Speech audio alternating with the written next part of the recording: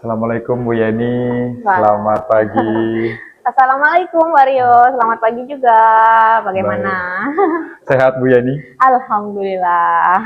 Jadi Bapak Ibu di sini Bu Yeni saya undang untuk berdiskusi bersama terkait pemenuhan tugas saya yakni supervisi klinis atau supervisi akademis berbasis coaching. Oke. Sebelumnya saya ucapkan terima kasih terlebih dahulu kepada Bu Yeni nih ya yang sudah bersedia untuk nanti kelasnya akan saya masuki begitu ya Bu Yeni Oke ya ya, untuk baik ya. kita lakukan supervisi akademis berbasis coaching. Nah, Oke. Bu Yeni, supervisi akademik itu kan paradigmanya sebenarnya memberdayakan. Jadi kita bukan menguji atau bagaimana. Jadi kita tujuannya untuk meningkatkan beberapa hal khusus gitu yang ingin Ibu Yeni kembangkan. Iya, Seperti itu. betul. Lalu ada fokus yang ingin dikembangkan. Kira-kira menurut Bu Yeni itu apa yang ingin dikembangkan? Bu Yeni kan ingin disupervisi untuk mengembangkan apanya dari yang Bu Yeni punya gitu. Kita tahu bahwa kompetensi guru itu ada pedagogik, profesional, sosial, dan kepribadian.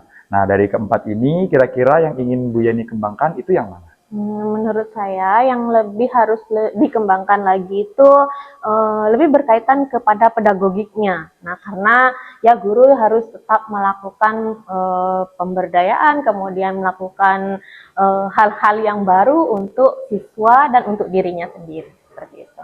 Baik, Bu Yeni.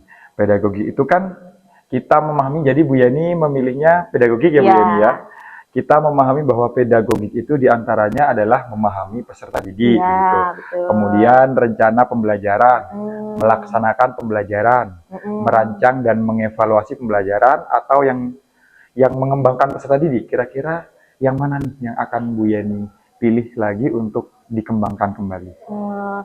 Untuk itu lebih ke rencana pembelajaran ya, karena untuk memahami siswa, setiap guru itu pasti sudah memahami siswa, pasti kita melakukan hal-hal untuk memahami siswa, tapi untuk rencana pembelajaran kita harus memikirkan bagaimana agar siswa itu bisa nyaman, bisa tenang, dan bisa berinteraksi dengan kita itu baik seperti itu, karena di zaman saat ini biasanya siswa itu kan ya tergantung dari sosial media yang banyak sekali hal-hal negatif, makanya rencana pembelajaran itu harus kita buat senyaman mungkin untuk siswa agar kita juga nyambung dengan siswa zaman sekarang. Siswanya belajar pun lebih nyaman gitu ya Bu Yeni. Betul, karena sekarang kan lebih ke IT, jadi kita memang harus mengikuti zaman pada gitu Mario. Baik-baik.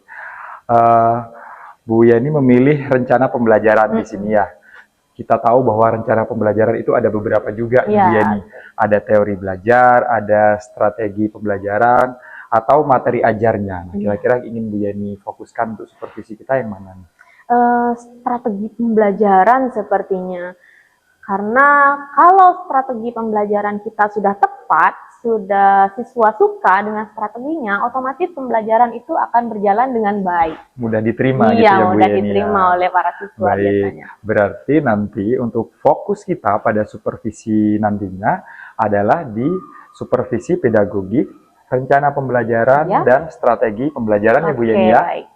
Ya, kalau boleh tahu Bu Yeni, diceritakan secara ini, untuk alur pembelajarannya di kelas nanti itu bagaimana Bu Yeni? Tahap-tahapannya. Nah, karena saya tadi mengatakan bahwa kita harus mengikuti perkembangan zaman dengan mengikuti iptek ya, ada teknologi di dalamnya, di mana nanti saya akan membuat strategi pembelajaran dengan PBL, sistem PBL Pak Rio. Problem based learning gitu ya. Jadi ada masalah kan nanti kan yang dipecahkan oleh siswa. Nah, nanti akan saya buat untuk saya menunjukkan sebuah video atau artikel sebuah permasalahan atau problem di mana yang problemnya itu atau masalahnya itu dekat dengan siswa atau siswa itu sudah tahu hal-hal tersebut. Nah, kalau dekat dengan siswa otomatis kan siswa mudah memahami masalah tersebut. Nah, setelah saya memberikan masalah, kemudian maksudnya bukan memberikan masalah ya, tapi menampilkan suatu permasalahan di dalam pembelajaran. Kemudian saya akan mengorganisasi siswa atau mengelompokkan siswa menjadi beberapa kelompok. Nah, di situ siswa akan menganalisis. Nah, masalah tersebut itu bisa diselesaikan atau bisa dianalisis dengan baik dengan siswa atau bagaimana. Nah, saya sebagai guru di kelas, saya mengevaluasi hasil pekerjaan siswa itu, kemudian membimbing, kita juga bisa menilai di saat siswa bekerja kelompok pada saat itu. Nah, setelah siswa selesai mengerjakan tugas kelompoknya, nah baru para siswa mempresentasikan di depan kelas satu persatu untuk materi atau permasalahan yang sudah mereka temukan jalan keluarnya. Seperti itu, Pak Rio. Baik, saya tadi mendengar kalau Bu Yani mengatakan ada bentuk penilaian evaluasi gitu Iya, ya, Bu ada Yani. evaluasi. Nah, untuk bentuk penilaiannya itu secara tertulis atau mungkin hasil akhirnya dari... Nah, kalau untuk penilaiannya itu kan pasti ada penilaian kelompok, kemudian juga ada penilaian presentasi, Pak Rio. Nah, itu nanti penilaiannya kita bisa untuk kelompok, kita kan bisa penilaian kelompok ini siapa yang aktif dalam pembelajaran. Kemudian karena dalam kelompok itu kan ada siswa yang ya kadang hanya ikut nama seperti itu. Ya tidak dipungkiri hal tersebut itu pasti ada. Cuma kan kita harus mengevaluasi bahwa mana nilai yang memang benar-benar bagus untuk di kelompok itu dan mana yang ya kita harus memberikan poin yang tidak sama dengan anggota kelompok lainnya. Karena memang seperti itu kondisinya. Nah, untuk presentasi, nah itu kita bisa lakukan penilaian yang melakukan presentasi, menjawab pertanyaan dari temannya, dan seperti itu. Baik, Bu Yani, saya rasa informasinya sudah cukup lengkap sekali, Bu Yani. Rekan-rekan sekalian perlu diketahui bahwa Bu Yani ini merupakan pengajar di mata pelajaran sosiologi, Ya, gitu ya, Bu Yani. betul. Saya rasa cukup untuk informasi awal untuk pra observasi kita, pra supervisinya. Semoga nanti berjalan dengan lancar, Bu Yani. Juga saya ucapkan terima kasih banyak atas kehadirannya. Wassalamualaikum warahmatullahi wabarakatuh. Waalaikumsalam warahmatullahi wabarakatuh. Terima kasih, Pak Rio. Sama-sama, Bu Yani. Assalamualaikum warahmatullahi wabarakatuh. Waalaikumsalam warahmatullahi wabarakatuh. Bagaimana kabarnya hari ini? Baik. Oke, kalau begitu kabarnya baik. Saya minta tolong untuk ketua kelas berdoa. Disiapkan dulu ketua kelasnya. Belum pelajaran mulai, adalah berdoa. Berdoa dimulai.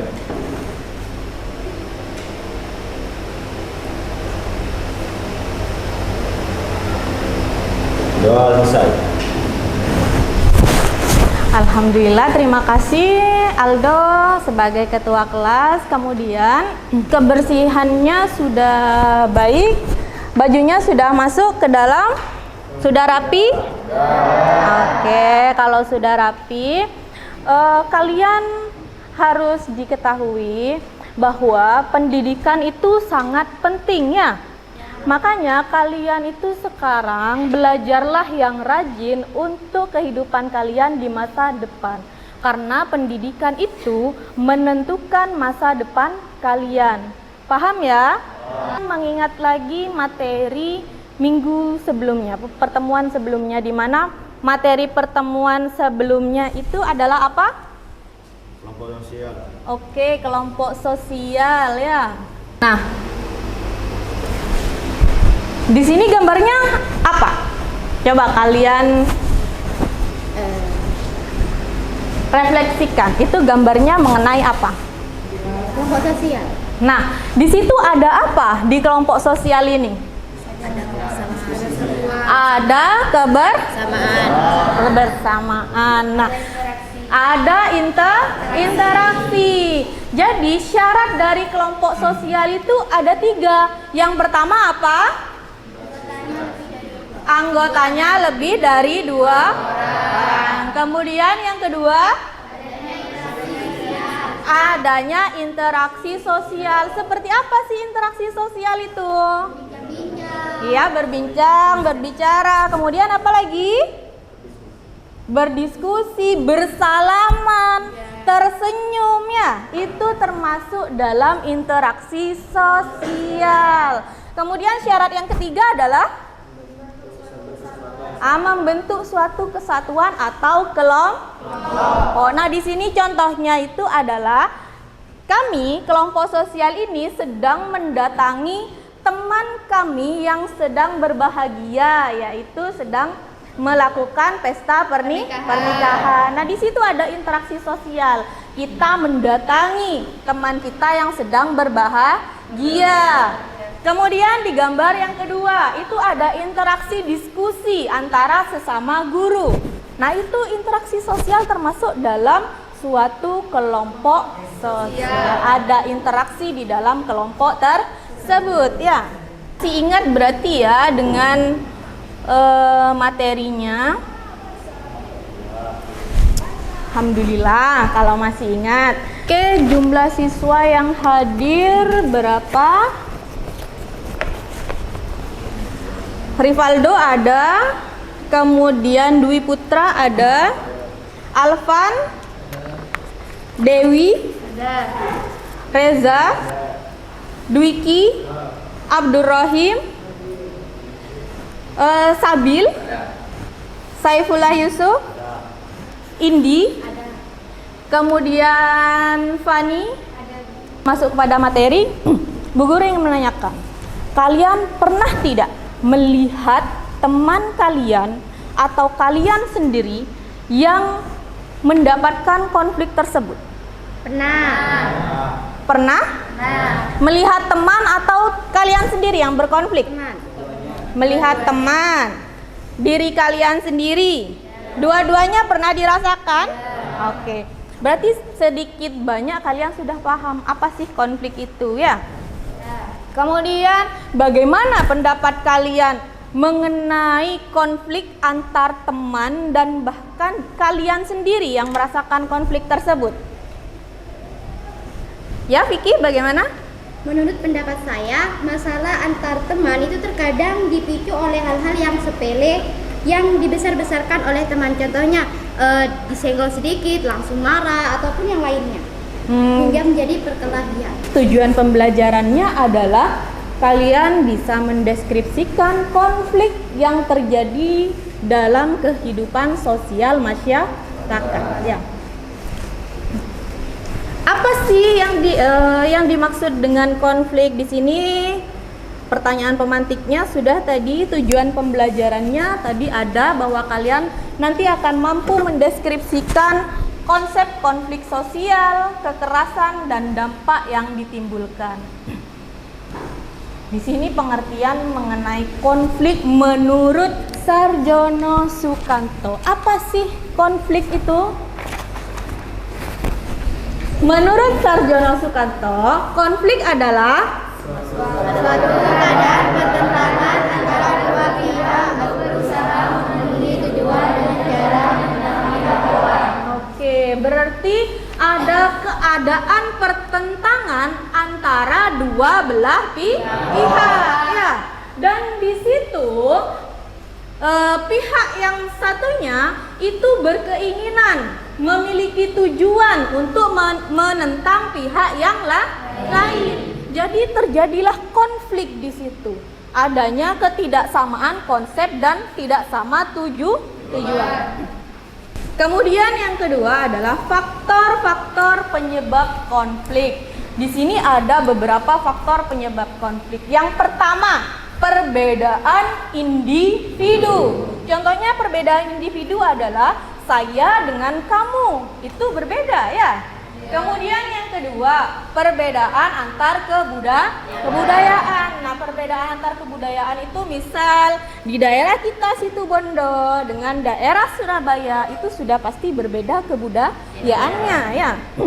Itu bisa menyebabkan konflik, Bu. Bisa. Salah satunya misalkan tidak cocok kebudayaan daerah kita dengan daerah lain.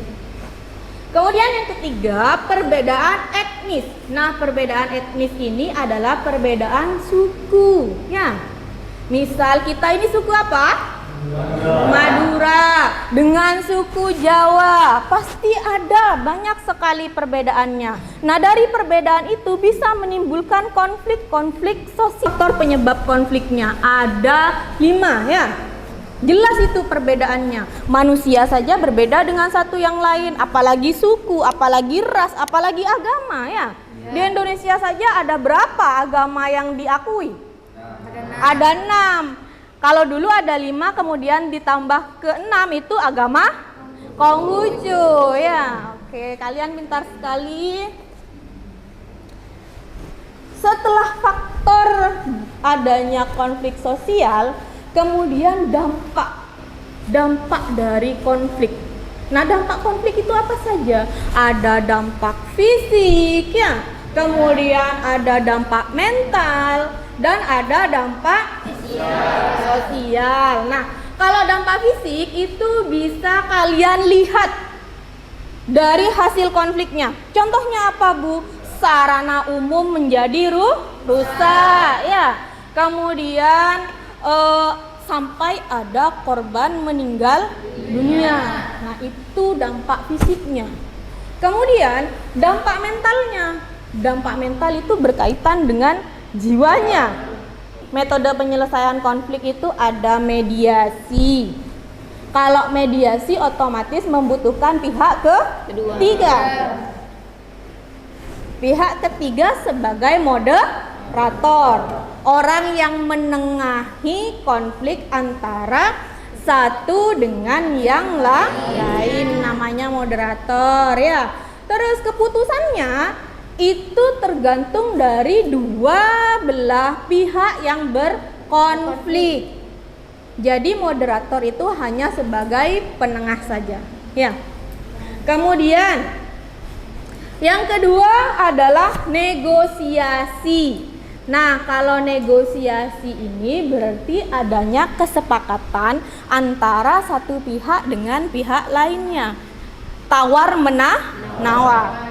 Nah, nanti dari tawar menawar ini hasilnya itu win-win solution atau 50% 50%. Jadi tidak ada yang dirugikan ya.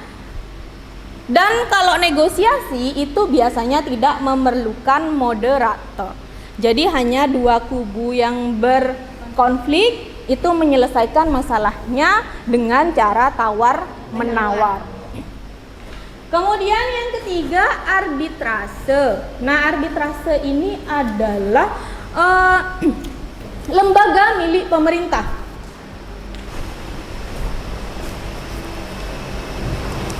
Nah, dari penjelasan Bu Guru mengenai pengertian konflik, kemudian mengenai faktor penyebab konflik, dampak konflik, dan sampai metode penyelesaian konfliknya, di sini saya menampilkan masalah atau konflik yang banyak terjadi sebagai contoh ya. Di sini contohnya adalah perempuan yang belum menikah pernah mengalami kekerasan, yaitu sebesar 42,7% perempuan pernah merasakan atau pernah mengalami konflik. Nah, 34,4% itu konfliknya adalah kekerasan seksual. Kemudian 19,6%-nya itu adalah kekerasan fisik. Kekerasan fisik itu dipukul ya, dicubit. Pembulian juga termasuk kekerasan fisik atau mental? Mental, oke. Diduga sakit hati karena hal sepele sampai teror membuat warga yang disirami air kencing di kota manusia dan sampah. Aksi teror yang dilakukan oleh tetangga ini viral di media sosial. Pemilik rumah sudah pasrah berlalu tetangga ini karena pihak-pihak yang terkait belum bisa menyelesaikan permasalahan yang sudah lama terjadi. Saya tahu, saya tidak menghargai pada saya dia menghargai tahu sampah itu di sini. Terus ini dibuat muli, kalau saya bersihkan itu kelihatan bersih, dia nggak mau. Selalu dibuang lagi. Padahal jalan ini jalan keluar masuk dalam kamar saya, setiap hari kalau saya dari berangkat kerja, dia Oke, cukup videonya. Nah, dari video tersebut kan tadi itu suatu konflik antar tetangga ya. Jadi ada satu tetangga yang berkonflik atau iri dengan tetangganya yang lain hingga akhirnya dia membuang apa? Air tinja. Iya, air kencing dan kotoran atau tinja ya ke pintu halaman rumah milik tetangganya. Hal itu adalah hal perbuatan yang baik atau tidak? Tidak. Oke, perbuatan yang tidak baik dan perbuatan yang tercela. Tidak boleh ditiru ya. Iya. Silahkan berpose salaman, tapi tidak boleh menyentuh. Berpose salaman tapi tidak boleh menyentuh. Ya, jangan dekat-dekat. Jika saya mengatakan Abu, maka Abu harus mengejar tangan Abi. Ya. Kemudian kalau saya menyebut nama Abi, maka Abi harus mengejar tangan Abu. Oke, siap. Siapa sebelah kiri, siapa sebelah kanan, siapa Abu, siapa Abi, ya. 1, 2, 3, Abi. Nah, harus menghindar.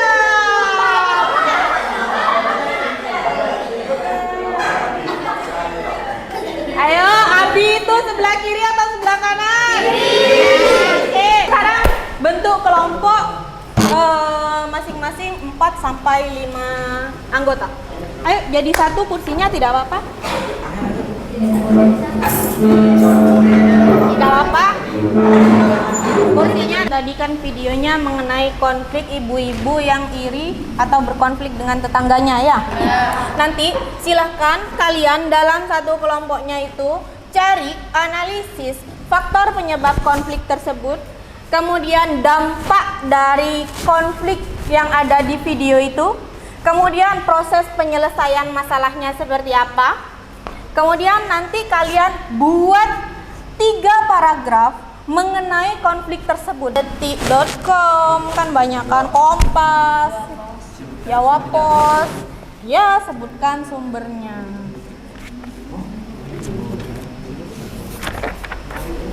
Sumbernya taruh di belakang ya.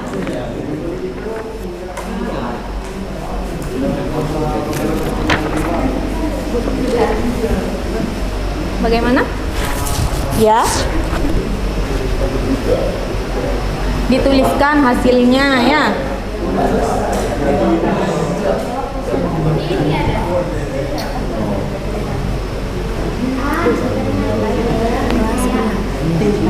Ya. Ya.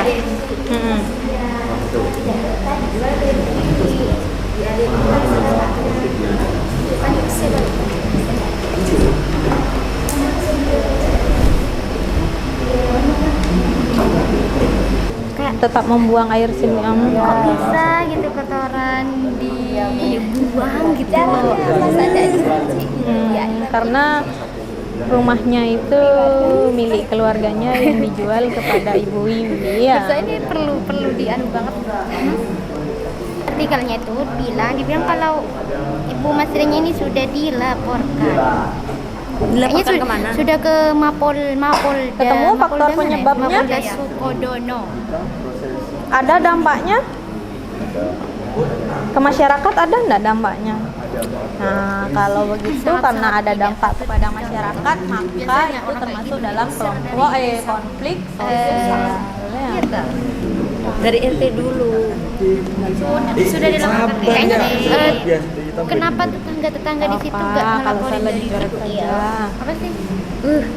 Jorok banget ya Allah.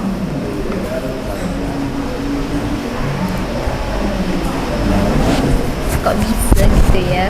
Sudah selesai? Sudah Bu. Ayo. Tinggal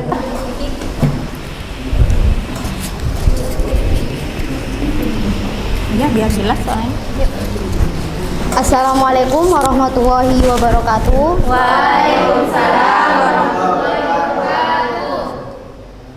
Perkenalkan, saya perwakilan dari kelompok 1 akan mempresentasikan tentang analisis konflik yang terjadi dalam video yang sudah ditampilkan tersebut. Baik, yang pertama, faktor penyebab terjadinya konflik sosial di video tersebut, di mana Yang keras faktor penyebab terjadinya konflik tersebut yaitu adanya keinginan tetangga Ibu Wiwi yang bernama Mas Ria ingin membeli rumahnya dengan harga murah, dikarenakan Ibu Mas Ria menganggap rumah Ibu Wiwi adalah milik keluarganya yang dijual oleh adik Ibu Mas Ria. Kemudian yang kedua, siapa yang terlibat dalam konflik tersebut? Yang terlibat dalam konflik tersebut yaitu keluarga Ibu Wiwi dengan Ibu Mas Ria yang melibatkan keluarga lainnya yang juga terlibat pertengkaran tersebut. Kemudian yang ketiga, bagaimana proses penyelesaian konflik tersebut? Proses penyelesaiannya yang pertama yaitu dengan penyelesaian proses mediasi. Akan tetapi proses mediasi tersebut gagal dan Ibu Mas Ria tetap melakukan pembuangan kotoran tersebut di depan rumah Ibu Wiwi, sehingga akhirnya Ibu Wiwi melaporkan kejadian tersebut kepada Polsek Sukodono. Yang keempat, bagaimana dampak dari konflik sosial di masyarakat? Nah, dampak konflik tersebut kepada masyarakat adalah masyarakat juga merasakan bau kotoran yang dibuang Ibu Mas Ria saat melewati depan rumah Ibu Wiwi.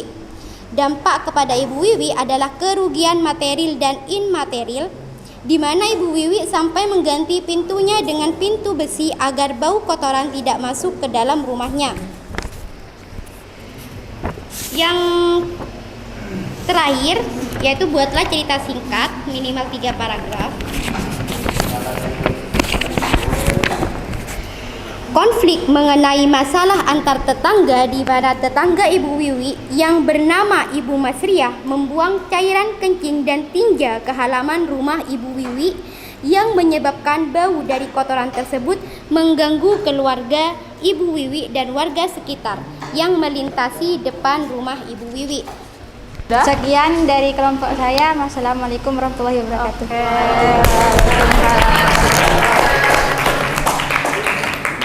Terima kasih semuanya sudah mempresentasikan hasil diskusi kelompoknya ya.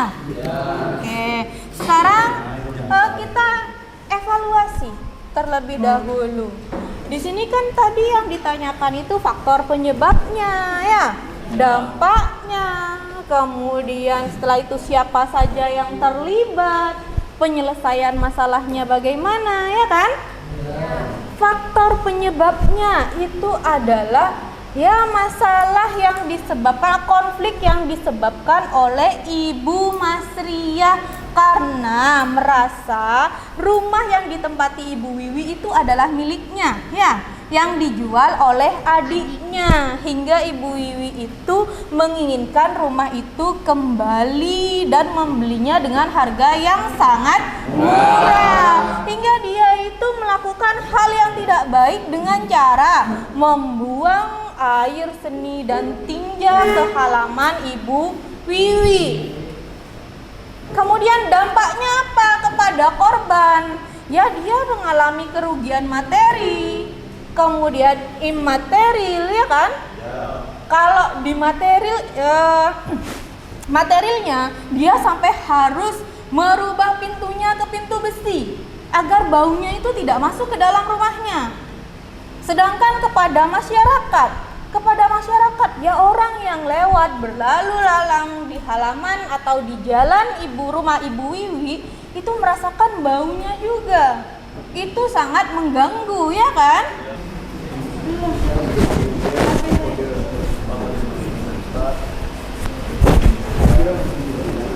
Tuh Reza sudah masuk, Sabil sudah masuk,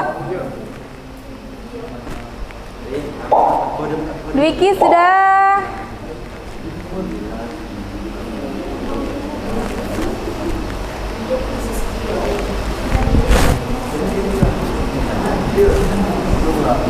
Oke?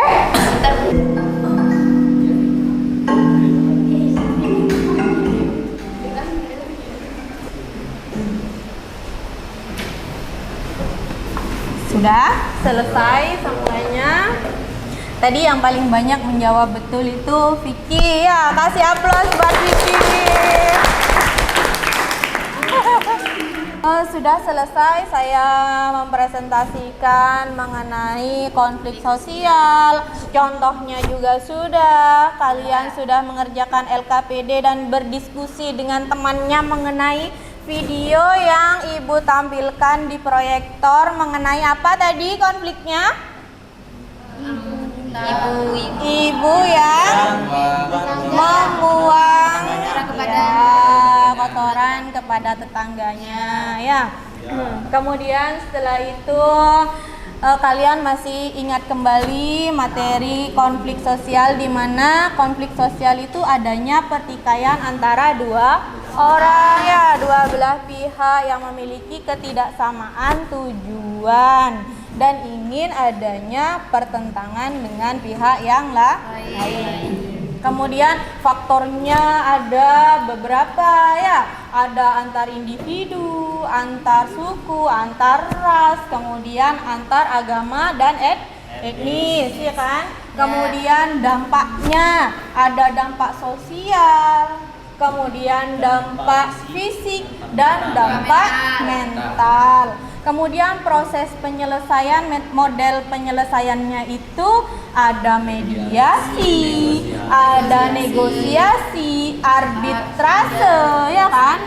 Kemudian ya, kemudian yang terakhir adalah transformasi ya. Nah, itu mengenai penjelasan mengenai konflik sosial. Nah, jadi bagaimana kita sebagai makhluk sosial itu harus berhati-hati dalam berinteraksi ya, agar tidak menimbulkan konflik ya, dan berusaha untuk menghindari konflik tersebut. Paham? Oke, kemudian setelah itu jangan lupa untuk materi setelah pertemuan ini, itu materinya mengenai ya masih tentang konflik sosial, cuma mengenai penelitian tentang konflik sosial. Jadi konflik itu perlu diteliti nanti. Nah, lanjutan dari bab konflik sosial ya. Nah, kalian silahkan pelajari materi tersebut di rumahnya dan untuk bekal di pertemuan berikutnya. Kemudian bagaimana pembelajaran hari ini? Ada kuis, kemudian ada ice breaking. Apakah ice breakingnya menghibur? Apakah metode pembelajaran yang Bu Guru gunakan itu bisa membuat kalian senang? Alhamdulillah. Kalian sudah mengerti materi konflik sosial yang Bu Guru jelaskan? Dari kuis yang sudah saya berikan itu sudah banyak pertanyaan dan jawaban yang betul di situ ya, berarti sebagian besar sudah memahami materi tentang konflik sosial. Oke. Cukup sampai di sini pertemuan kali ini. Kita ketemu lagi di pertemuan berikutnya dengan observasi konflik sosial ya. Kita akan melakukan ya sedikit penelitian nanti di pertemuan berikutnya. Kalian silahkan persiapkan materi, kemudian kalian siapkan pertanyaan-pertanyaan yang akan kalian lakukan observasi di pertemuan berikutnya. Nah, cukup sampai di sini pertemuan kali ini. Saya ucapkan terima kasih. Kita ketemu lagi pertemuan berikutnya. Assalamualaikum warahmatullahi wabarakatuh. Waalaikumsalam warahmatullahi wabarakatuh. Oke, terima kasih. Assalamualaikum warahmatullahi wabarakatuh. Waalaikumsalam warahmatullahi wabarakatuh. Perkenalkan, saya Rio Rosimi Sandi, merupakan calon guru penggerak angkatan 11 dari Kabupaten Situbondo. Saya berasal dari SMA Negeri 1 Subo. Pada saat ini saya sedang bersama Ibu Muzayanah selaku pengajar praktik dari CGP Angkatan 11 dan juga bersama Ibu Yeni yang merupakan guru sosiologi dari SMA Negeri 1 Subo. Pada kesempatan kali ini kita akan melakukan kegiatan pasca observasi, begitu ya Bu Yeni. Di sini Bu Muzai bersama saya dan Bu Yeni menjadi observer dari kegiatan pasca observasi ini, seperti itu. Baik, gimana kabarnya Bu Yeni? Baik, Pak Rio, alhamdulillah. Alhamdulillah sehat ya Bu Yeni ya. Betul. Kemarin saya juga sempat masuk ke kelasnya Bu Yeni untuk melakukan kegiatan supervisi akademik, begitu ya Bu Yeni. Kita perlu mengingat kembali bahwa supervisi akademik sejatinya itu bukan bentuk dari penilaian, melainkan kita melakukan refleksi dari kegiatan kita, kemudian memperbaiki apa yang sekiranya kita temukan ada kekurangan atau kelemahan gitu ya. Gimana perasaannya Bu Yeni setelah melakukan supervisi akademis kemarin?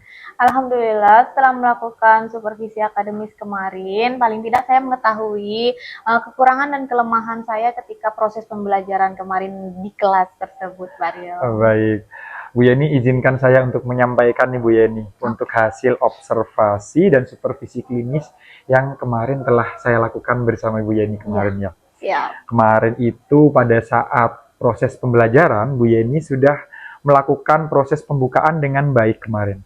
Sudah menyapa murid, kemudian melakukan salam, mengabsen, menanyakan kabar, seperti itu Bu Yeni. Kemudian kemarin juga sempat saya amati Bu Yeni juga mengulas materi sebelumnya. Nah, ini sangat baik sekali Bu Yeni. Untuk memancing siswa agar bisa menyambung dengan topik bahasan yang baru. Seperti itu. Kemudian pembelajaran yang berlangsung juga sangat interaktif sekali. Dengan menggunakan metode dan media pembelajaran terutama yang variatif. Kemarin saya lihat itu ada video, kemudian ada pemaparan artikel dari internet seperti itu ya, jadi cukup bervariasi. Kemudian saya sangat tertarik sekali dengan kegiatan ice breaking tadi. Sempat ada ice breaking ya. Pada saat anak-anak sudah di jam Bu Yeni yang sedikit lelah, sempat dilakukan ice breaking, kemudian membangkitkan semangat putra-putri Bu Yeni gitu, sehingga kembali bersemangat lagi. Kemudian strateginya juga cukup variatif serta pemanfaatan IT yang saya lihat kemarin. Ya betul, video YouTube, kemudian ada artikel online begitu. Itu sangat relate sekali dengan fenomena sosial ya Bu ya, yang saat ini sudah berkembang di anak-anak pada saat ini. Iya betul. Saya rasa itu untuk hasil observasi yang saya lakukan kemarin. Menurut Bu Yeni nih, itu kan dari sudut pandang saya Bu ya.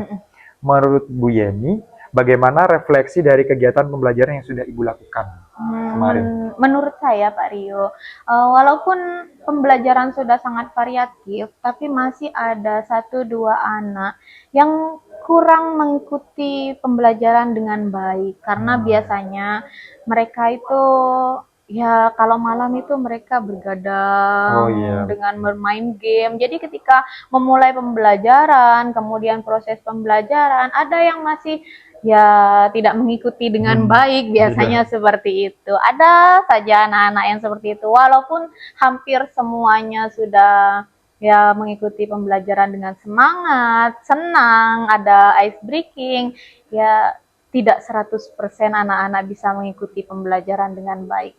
Dari habitnya, dari kegiatan sehari-hari gitu ya Bu Yeni. Nah, menurut Bu Yeni nih, kira-kira solusi dari memang fenomena yang seperti itu sekarang marak terjadi itu gimana sih Bu Yeni? Menurut saya pribadi nih ya, karena hal seperti ini itu tidak hanya dialami di sekolah kita saja. Betul. Bahkan ya mungkin di sekolah lain juga ada yang seperti itu. Tidak 100% anak-anak bisa mengikuti pembelajaran dengan baik. Kalau saya pribadi, inginnya saya sih memberikan masukan, memberikan pendekatan kepada anak tersebut, bagaimana anak tersebut itu bisa mengikuti pembelajaran, ya paling tidak walaupun dia tidak semangat sekali dalam mengikuti pembelajaran, tapi dia tetap mengikuti proses pembelajaran Iya, dengan betul. baik. Tidak hanya, ya kadang kan tidur-tiduran Iya, gitu benar. saja kan Mario, seperti yang tidak punya semangat sama sekali.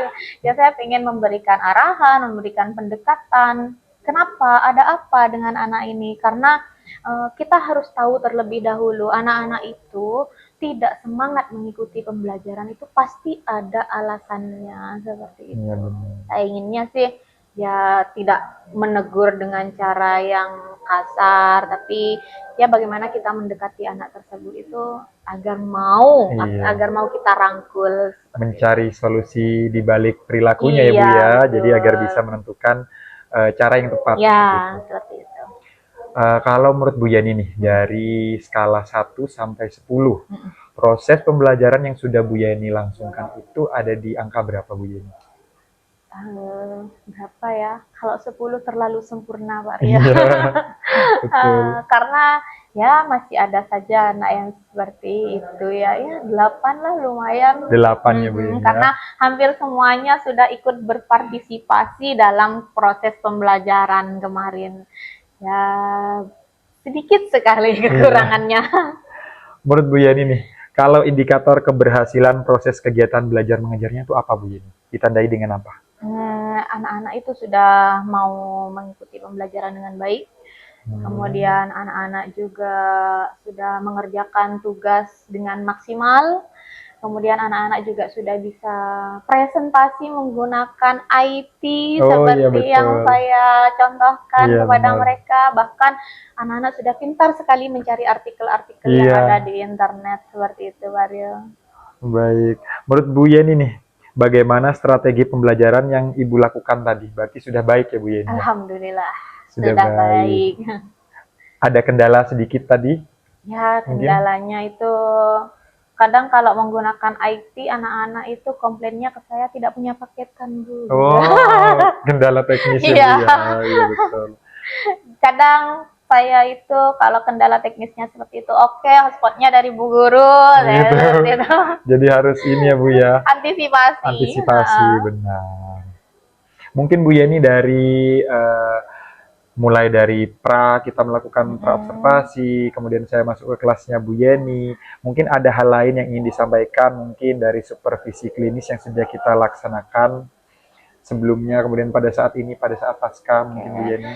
Sebelumnya kan kita sharing terlebih dahulu Iya, betul. waktu mau masuk kelas itu Iya. kemarin ya Pak Rio ya, kita sharing bagaimana caranya mengajar yang baik. Kemudian setelah itu ketika masuk ke dalam kelas, suasananya juga sangat mendukung. Iya. Kemarin ya menurut saya terima kasih saya kepada Pak Rio karena setelah dilakukan supervisi klinis Sama-sama, Bu kemarin dan Yani. juga masukannya itu sangat membantu dan membangun untuk saya secara pribadi dalam proses belajar mengajar di kelas berikutnya. Baik Bu Yani, saya juga sangat terima kasih sekali dengan hadirnya Bu Yani, dengan berkenannya Bu Yani. Tugas saya sebagai calon guru penggerak juga dapat terselesaikan seperti itu. Juga saya berharap juga tidak menutup kemungkinan suatu saat nanti pada saat proses saya mengajar, saya membutuhkan peran Bu Yani sebagai rekan satu rumpun mapel gitu ya Bu Yani ya. Mungkin itu saja untuk kegiatan pasca observasi kita pada pagi hari ini. Saya ucapkan terima kasih banyak kepada Bu Yani. Terima kasih juga Pak Rio. Demikian kegiatan pasca observasi yang telah kita langsungkan. Mohon maaf bila terdapat kekeliruan kata. Wassalamualaikum warahmatullahi wabarakatuh. Waalaikumsalam.